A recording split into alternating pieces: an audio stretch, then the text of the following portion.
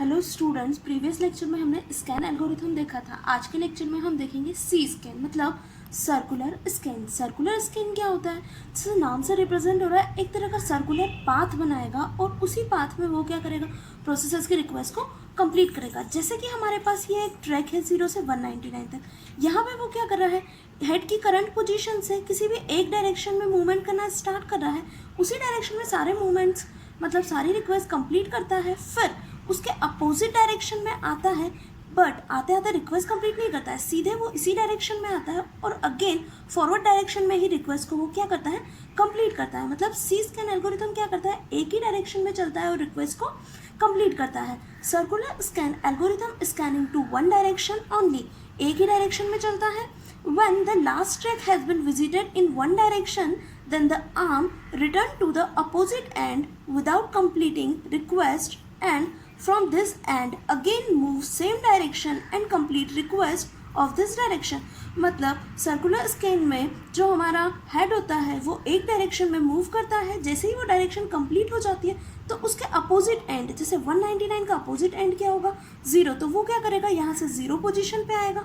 फिर 0 पे आने के बाद अगेन फॉरवर्ड डायरेक्शन में ही जाके वो क्या करेगा, रिक्वेस्ट को कंप्लीट करेगा। बट ध्यान रखना, जब वो अपोजिट डायरेक्शन में आता है तो रिक्वेस्ट कंप्लीट नहीं करता है। अब हम देखेंगे इसके एडवांटेजेस क्या होते हैं। इसके एडवांटेजेस होते हैं provide uniform waiting time and better response time.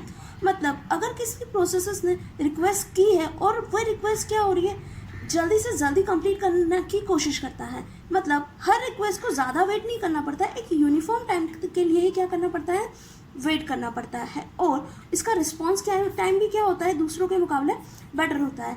जैसे कि यहाँ से हमने देखा इस डायरेक्शन की सारी रिक्वेस्ट को उसने कंप्लीट कर दिया, फिर क्या करता है वो, अगेन जब अपोजिट डायरेक्शन में आता है तो यहाँ की रिक्वेस्ट को अगेन वो कंप्लीट करता हुआ जाता है, और अगर बीच में कोई रिक्वेस्ट मिल जाती है तो उन्हें भी वो हैंड टू हैंड क्या करता है, कंप्लीट करता है। ठीक है, मतलब सी स्कैन एक सर्कुलर पाथ बनाता है और एक ही डायरेक्शन में सारी रिक्वेस्ट को कंप्लीट करता है। इसके डिसएडवांटेज क्या होंगे, more sick movements to of head compare to the simple scan. Simple scan के कंपैरिजन में उसको ज़्यादा हेड मूवमेंट होंगे। कैसे होंगे, सिंपल स्कैन में क्या होता था, यहाँ पे जाता था, फिर रिटर्न जब आता था तो रिक्वेस्ट कंप्लीट करता था, बट ये रिटर्न आते टाइम रिक्वेस्ट कंप्लीट नहीं करेगा, तो यहाँ पे हेड मूवमेंट्स क्या हो जाएंगे, ज़्यादा हो जाएंगे। अब इसमें भी हम न्यूमेरिकल बेस्ड क्वेश्चन लेते हैं। हमने एक ही क्वेश्चन बार बार लिया है जिससे कि आपका कॉन्सेप्ट क्लियर हो जाए कि कौन से एल्गोरिथम में सीक टाइम ज़्यादा लग रहा है या कौन से एल्गोरिथम में हेड मूवमेंट्स ज़्यादा हो रहे हैं। जैसे रिक्वेस्ट क्यों दिया हुआ है, यहाँ पे भी हेड की करंट पोजीशन दी हुई है, डायरेक्शन दी है, और हमें क्या करना है, टोटल हेड मूवमेंट्स काउंट करना है सी स्कैन एल्गोरिथम का यूज़ करके। तो रिक्वेस्ट क्यों ले ली हमने, डायरेक्शन टुवर्ड्स लार्जर वैल्यू, मतलब हमें जो ट्रैक हमारा डिज़ाइन किया हुआ है उससे लार्जर वैल्यू की तरफ क्या करना है, मूव करना है। अब 50 करंट पोजीशन है, यहाँ से जब वो लार्जर वैल्यू की तरफ मूव करता है तो उसे 82, 140, 170, 190 मिलता है। ठीक है, यहाँ तक आते आते वो क्या करता है, सारी रिक्वेस्ट को कंप्लीट कर देता है, फिर इसी डायरेक्शन के एंड पॉइंट को टच करता है और इसके अपोजिट एंड, मतलब 199 का अपोजिट एंड क्या होगा, 0, फिर वो 199 से 0 तक सीधे आता है विदाउट एनी रिक्वेस्ट कंप्लीशन, मतलब बिना किसी रिक्वेस्ट को कंप्लीट किए, और फिर 0 से वो अगेन फॉरवर्ड डायरेक्शन में ही क्या करता है, मूव करता है और रिक्वेस्ट को क्या करता है, कंप्लीट करता है। मतलब ये एक तरह का क्या बना रहा है, सर्कुलर पाथ बना रहा है, इसीलिए इसे क्या कहा जाता है, सी स्कैन या सर्कुलर स्कैन।